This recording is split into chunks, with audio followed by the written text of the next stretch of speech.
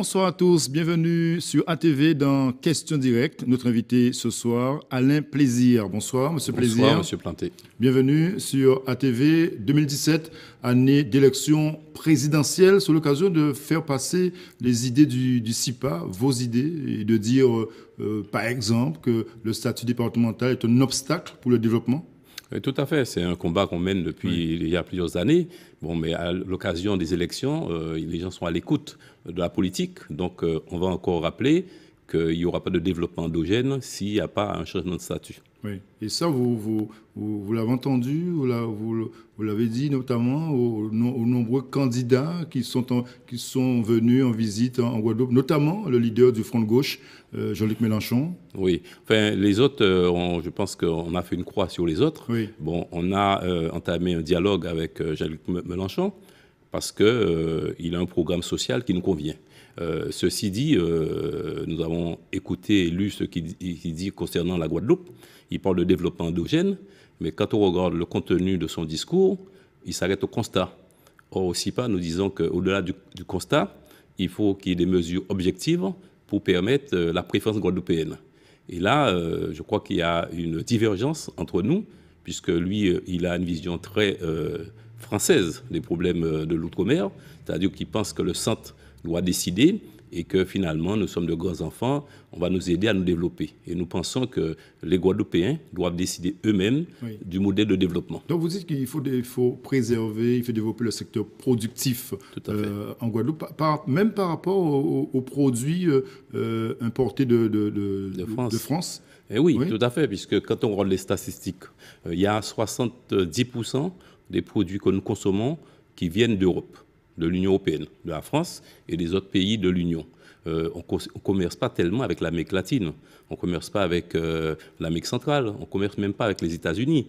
4%, l'essentiel de nos importations viennent de France, 55%, le reste vient de l'Europe. Donc quand on consomme par exemple de la viande, eh bien, la viande vient de Bretagne. Oui. Et donc on a un problème, non seulement par rapport aux autres pays, la Chine, tous les autres pays, mais nous avons également un problème par rapport aux entreprises françaises qui déversent leurs marchandises en Guadeloupe. Mais pour mettre en place ce système à un plaisir, il faudrait, j'imagine, une certaine autonomie aussi de ces départements comme la Guadeloupe. Eh bien oui, c'est pour cette raison que le CIPA existe. Oui.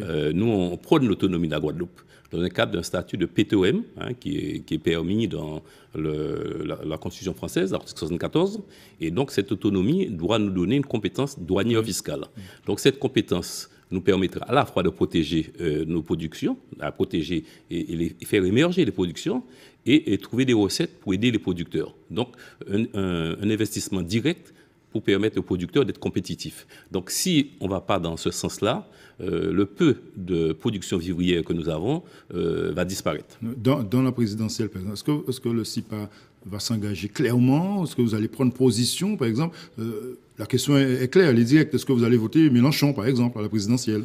Je ne pense pas que le CIPA va appeler à voter pour un candidat. Oui. Nous avons, à titre personnel, nous avons des préférences. Comme je vous ai dit, sur la question sociale, sur la question écologique, nous sommes plus proches de Mélenchon.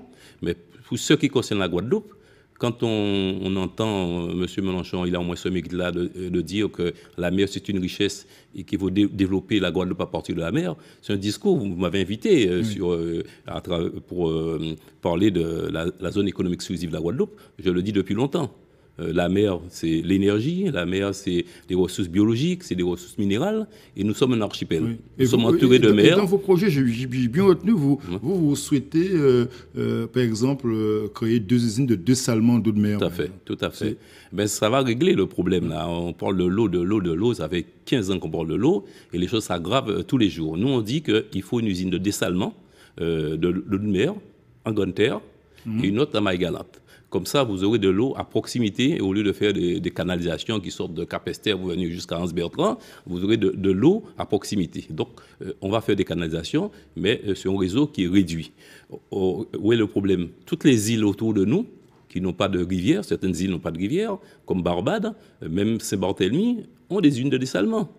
Or, ces usines, maintenant, le coût des usines diminue parce qu'il y a de nouvelles techniques notamment en Israël, où on peut faire des unes de dessalement qui ne coûtent pas cher. Et ce discours du CIPA et de votre discours à Alain Plaisir, pour l'instant, il est loin d'être entendu, notamment par les candidats à la présidentielle et aussi les candidats aux législatives, qui sont des élus locaux.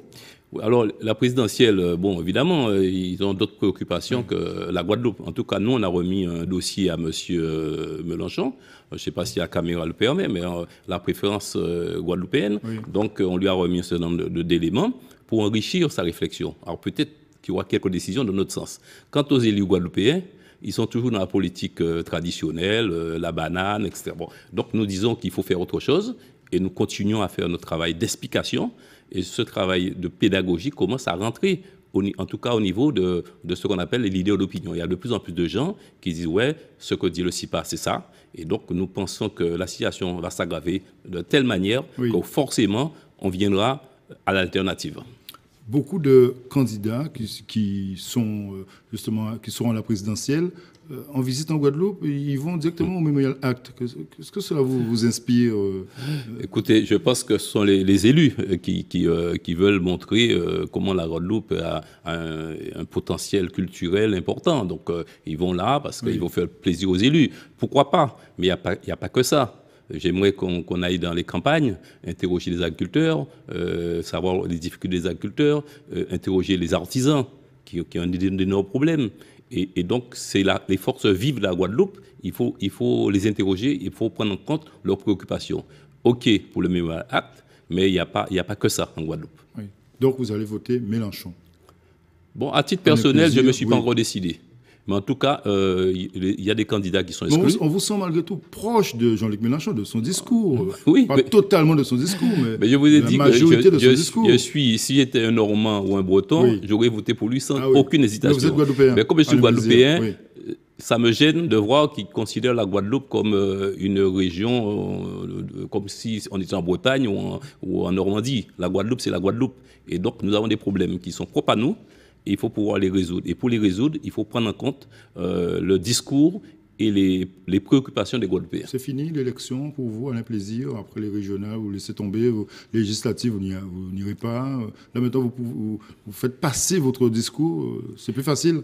Non, c'est pas plus facile, c'est-à-dire qu'il y a des choix qu'on fait. On fait des choix et les élections législatives, c'est pas notre priorité. Mais on fait un travail en profondeur. Ce qui est intéressant, c'est le travail en profondeur, rencontrer des gens, faire des réunions, renforcer le CIPA, c'est ce travail-là qu'on fait et ce travail-là est en train de porter ses fruits. Merci Alain Plaisir d'être venu ce soir dans Question Directe. Merci. Bonne soirée sur ATV.